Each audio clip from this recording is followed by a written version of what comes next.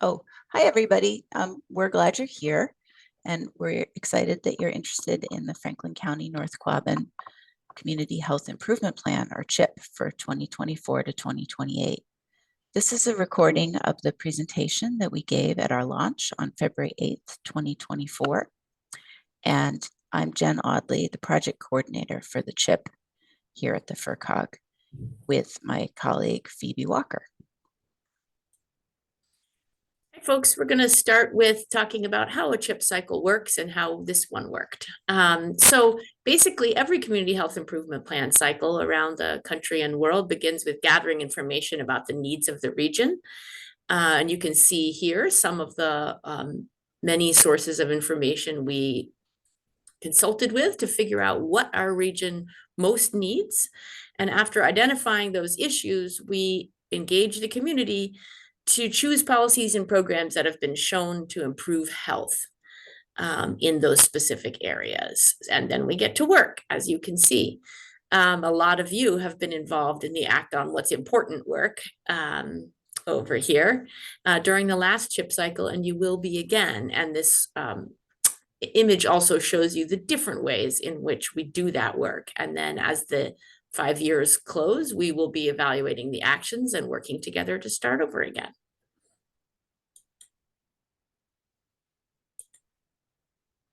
In addition to the surveys that we consulted and the plans, we also had dozens of interviews and conversations and a steering committee retreat. We also looked at the community health needs assessment trends and latest data from the student health survey that's given to every 8th, 10th, and 12th grader in our 9 school districts.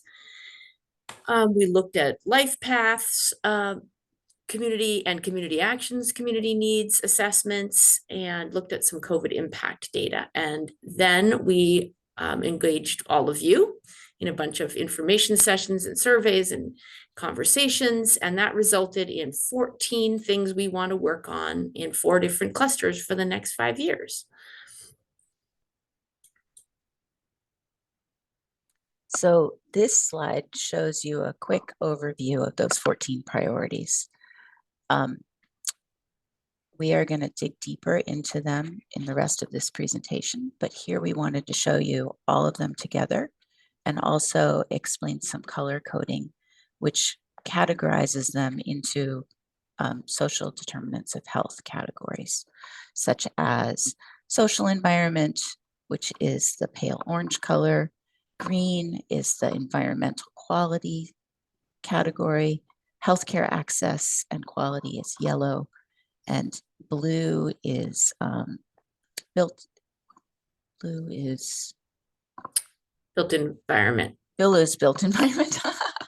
And then pink is the strategies that fit in all of the categories. So and we're the going to gray dig ones in. Are the employment and income. Yes, great. My notes did not match up. But that's what they are, and we're going to continue to use that color coding in the rest of the slideshow, so we'll get it straight as we keep going. The first ones we're going to do are the built environment strategies, the blue ones.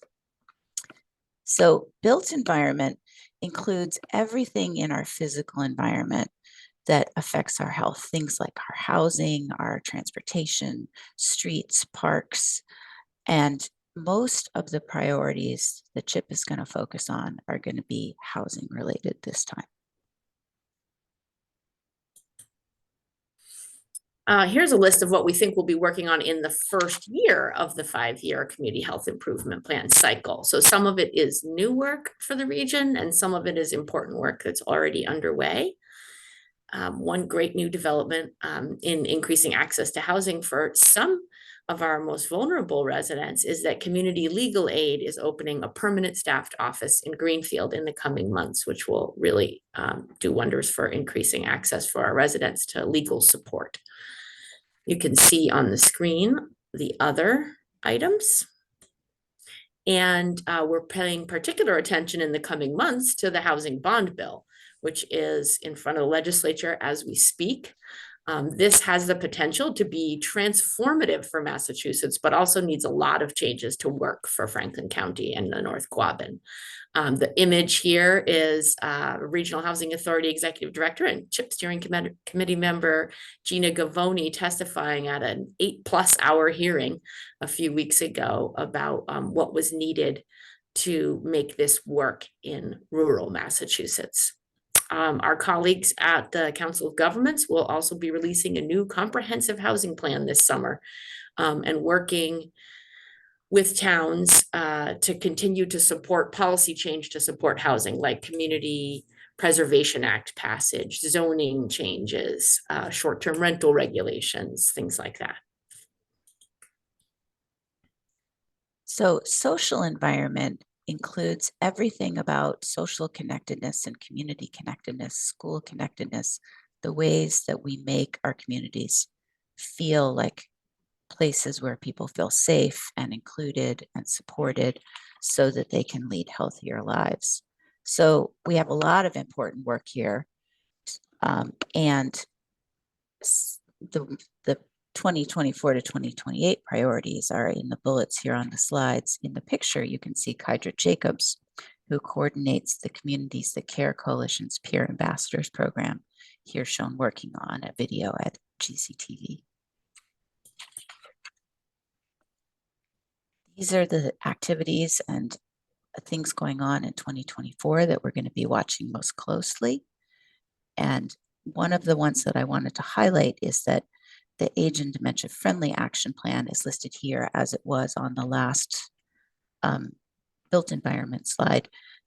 That plan has goals in almost every category for our CHIP because it is the brand new product of a really awesome process that was led by LifePath and some of my colleagues here at the FERCOG to identify specific improvements our region and our towns can make to make our communities a better place for people to grow older. A real need here, given our aging population. And here's some added detail on 2 other 2024 social environment projects. The photo in the middle of the slide is our colleague Lee Ellen Figueroa of Communities That Care Coalition, leading a facilitation skills and community building workshop for advisory student leaders at Turners Falls High School. This is part of a restorative practices effort going on around the region. And you can see here the schools that are currently working on it. We're going to be working with the Communities That Care Coalition on a report of progress in implementing these important reforms. And the other 2 photos are from a recent child sexual abuse prevention forum hosted by the Children's Advocacy Center. There was consensus at that meeting that there really is need for a regional policy and systems campaign to prevent child sexual abuse. We have a lot of great resources available to us in Massachusetts to come work with schools and youth serving organizations. And those include Mass Kids and Safe Kids Thrive. And there was a lot of energy in the room. We're excited to prioritize this work since childhood trauma has such an enormous and long-lasting impact on health.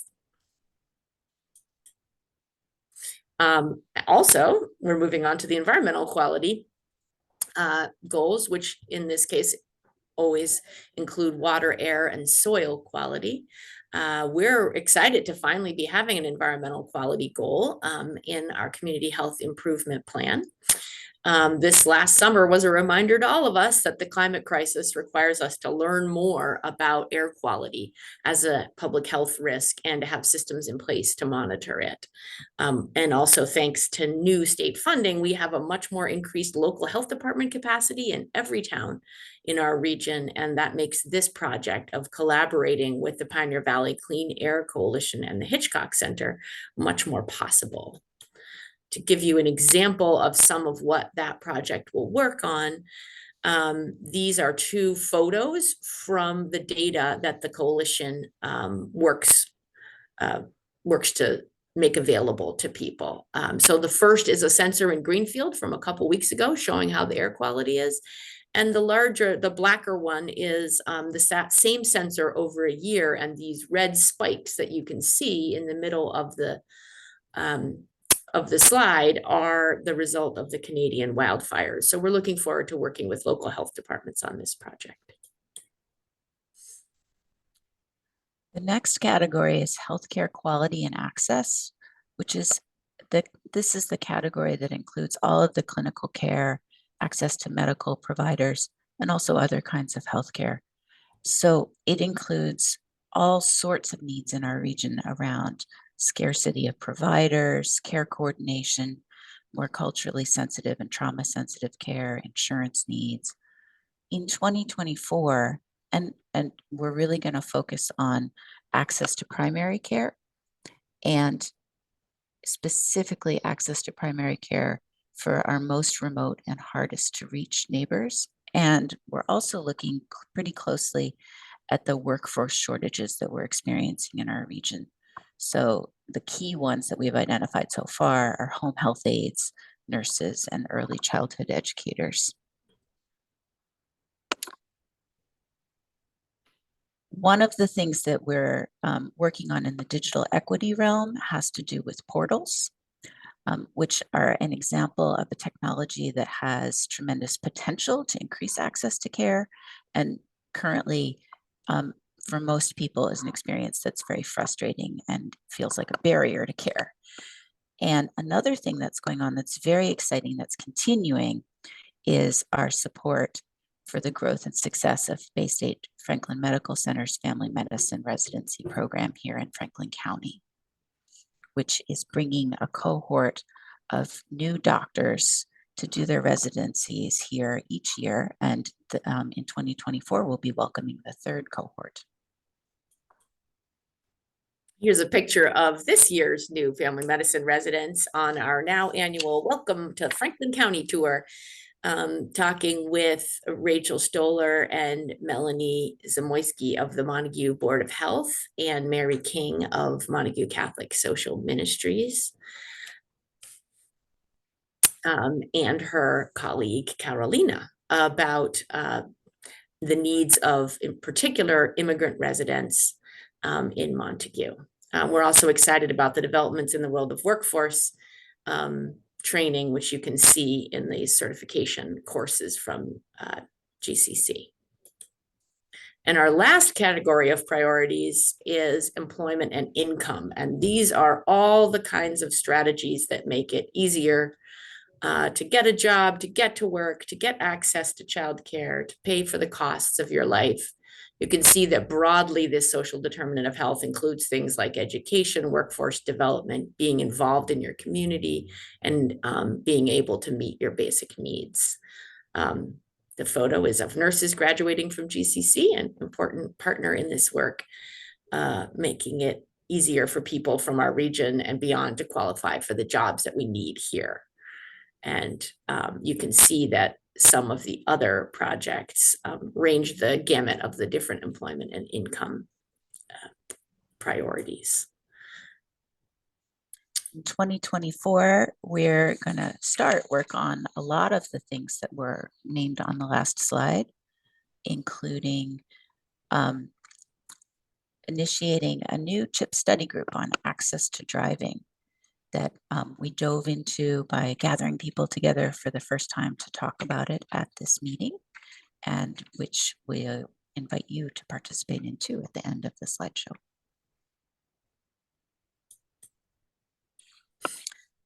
Another focus is that we're going to be looking at the SNAP gap and access to HIP. One way to combat food insecurity is to make sure that people who have eligibility for programs that increase their access to healthy and affordable food are using those programs. So the SNAP gap is, what that means is the number of people who are eligible for SNAP, but who are not using it. And then HIP is a program that gives people who have SNAP benefits the ability to exponentially increase those SNAP benefits by purchasing locally grown produce. Another project in this category that we're going to be paying attention to is the digital equity work that's happening all around our region. There's a great amount of funding coming into Massachusetts over the coming years to improve both our digital literacy and our access to the internet. This takes the form of many different streams of funding, working with many different folks. Right now, that includes a number of grants at senior centers, and then a whole bunch of communities that are working on town digital equity plans. And there are 15 now, and there may be more because the deadline to do that is in April. And then there will be implementation funds coming, and we are going to be watching this closely and supporting the regional efforts to make sure our neediest residents benefit from it and everybody knows what's available to them. So at the meeting on February 8th, when we launched this chip, we kicked off 2 study groups. One was the one about access to driving that I mentioned a little bit earlier, and the other is a study group about reducing social isolation, which is going to begin by reviewing the recommendations of our Surgeon General's 2023 advisory on loneliness and isolation. We are hoping that it is not too late, will give us input and perhaps join these groups, and there are instructions for how to do that on the CHIP website, which is on the FRCOG website. And so the address, which is on the next slide, is frcog.org/CHIP. You're also welcome to reach out to either of us if you have questions or want to know more about what's going on with the 2024 to 2028 CHIP. Thank you. Thanks for watching. We look forward to working with you.